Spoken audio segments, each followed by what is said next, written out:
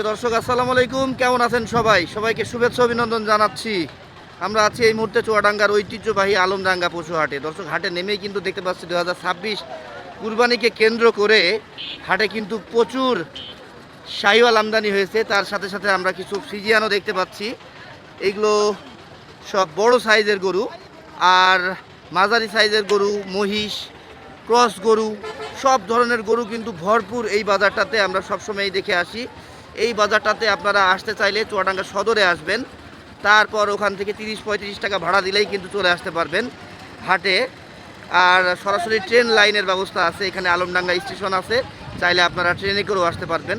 আর যারা নিজস্ব পরিবহনে আসবেন তারা ফরিদপুর, মাগুরা, ভাঙা হয়ে, ঝিনাইদহ হয়ে কিন্তু আপনারা চুয়াডাঙ্গা বা আলমডাঙ্গা চলে আসতে পারবেন।